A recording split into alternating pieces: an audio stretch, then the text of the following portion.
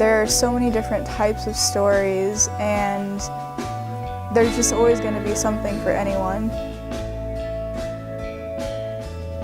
There's no budget in it, so I mean, you can do anything as long as it can be drawn. There's no limit to like what you can pull off in a comic. There is fundamentally nothing that they enjoy about other forms of media that you can't also enjoy in comics.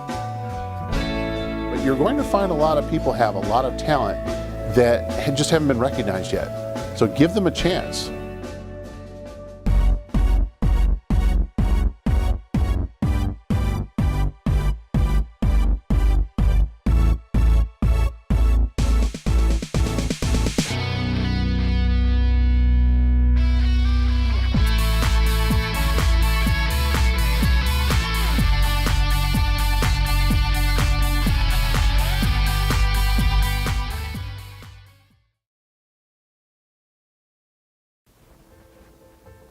My name's Jackie Crofts, and the name of my comic is Nutmeg.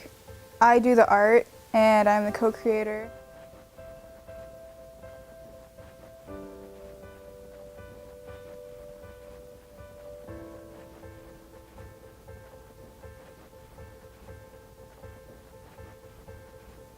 Our elevator pitch is it's Breaking Bad meets Betty and Veronica.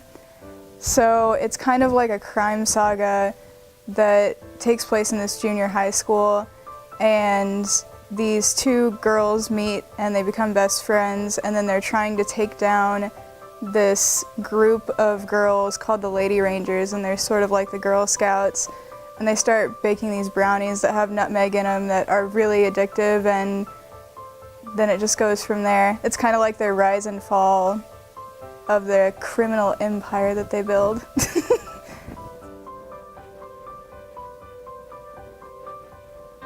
Just because a lot of stuff is really male-focused and geared towards a male audience, I think that's kind of why we wanted to do all-female protagonists in Nutmeg, because we wanted to have a book that someone could pick up and read that has never read a comic book ever. My comic is a fantasy adventure comic about a family of kind of quirky characters who travels to an alternate universe where people have psychic powers.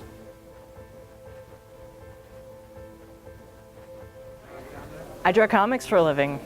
I don't necessarily make a living yet, but I will in the future.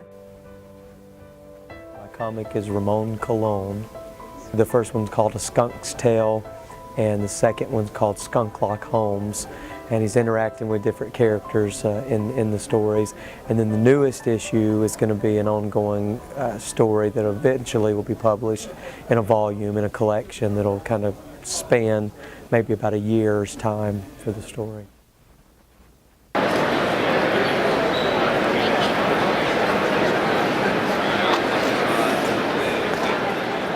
terms of independent stuff that I've done on the publishing side, you know, if you want to define your terms as independent, not being Marvel or DC, it depends on how, you know, everybody defines them a little bit, because there's this gray area where you think, okay, anybody that's not big two is indie, or then there's the self-published expression of that. So if you're looking at it from independent non-big two publishers, I've done stuff for Dynamite and Zenescope and Fangoria, among others, and then I've done some self-published online stuff, and then Spark Shooter and Solo Acoustic. Those are very particular. Spark Shooter and Solo Acoustic are rooted in music scene of Indianapolis. In Solo Acoustic, I am the artist, and I also letter it and color it, I guess. It's black and white, so I shade it, I guess, and put it up online.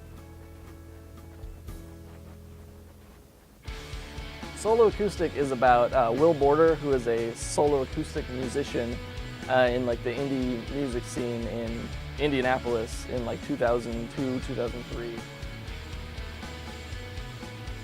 I was involved heavily in the scene at that point, but it's also the last gasp of the way you promoted bands before it all turned to MySpace, Facebook, etc. And so that kind of sets the stage for why that happened. My comics called Solution Squad. It's an all-ages comic, and it's geared toward middle school students, and it features superheroes whose powers are based on math concepts. I'm a middle school math teacher with 27 years of experience, and in order to get math to be more accessible to my students, I wanted to create a comic book that taught math directly and indirectly. My kids love this comic. The thing is, it has 24 pages of story in the front, and if you flip it over, there are 8 pages of histories of the characters in the back, written in prose form. So they get a full backstory of each of the characters, which makes them more relatable to the students. I write the stories. I turn the artwork over to my niece, Rose, who does the interior artwork. I did one of the covers, so I can draw. It's just being a full-time teacher, I don't have time to complete everything myself. I did the lettering, I did the design work, I did the InDesign work, and everything assembling the comic to take it to the printer.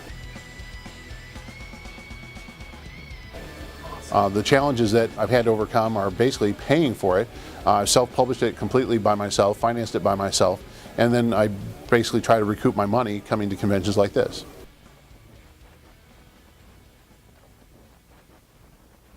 I think a lot of people you'll find, especially kind of in the independent region, you know, anybody that's got families and stuff, you're going to find that a lot of people have the day job and then do it as they can. And I think that, you know, a lot of the people that are self-sustaining and so forth have either done it a long time at this kind of subsistence level and worked their way up into other things, or they managed to do just enough to have the trade-off of not having to have the day job.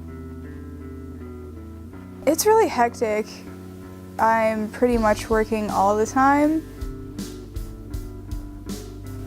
Keeping deadlines with a polished full-color comic can be kind of tough.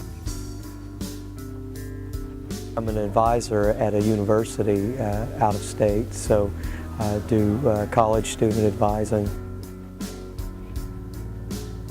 I work at Downtown Comics in Indianapolis. Right now it's a side thing, but I'm due to retire in about 5 years, so I would love to do it full-time after I retire. I don't want to be done with teaching until I'm done with teaching.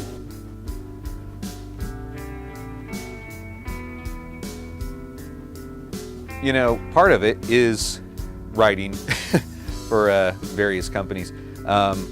Overall, you'd put my, you know, main livelihood under the heading of writer, editor, teacher. You know, I was a college professor for 7 years, and then everything else I've done professionally has been some kind of writing or editing.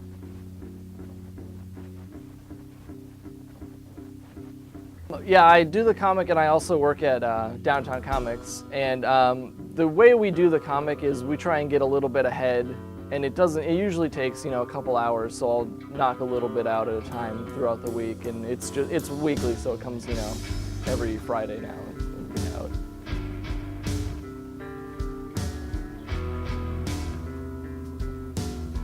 The biggest problem for independent comics usually is that literally no one knows about them.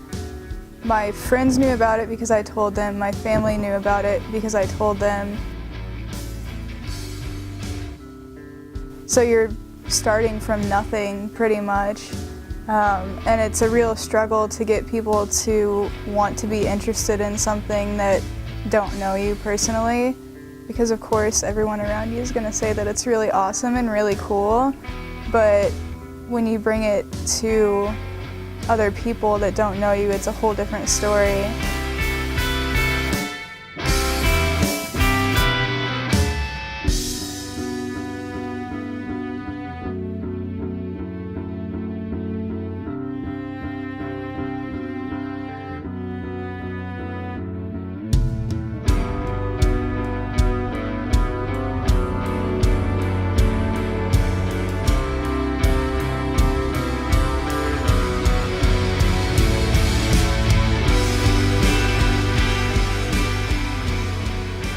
There are so many different types of stories, and there's just always going to be something for anyone.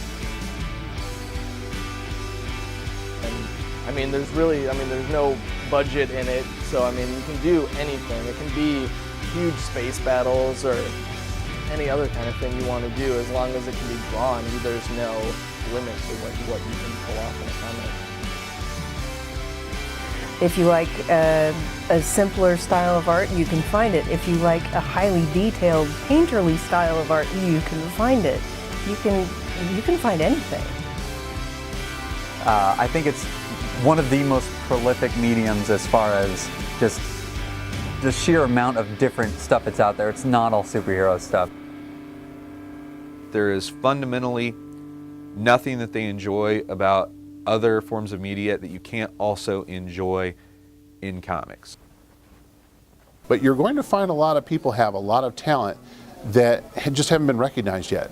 So give them a chance.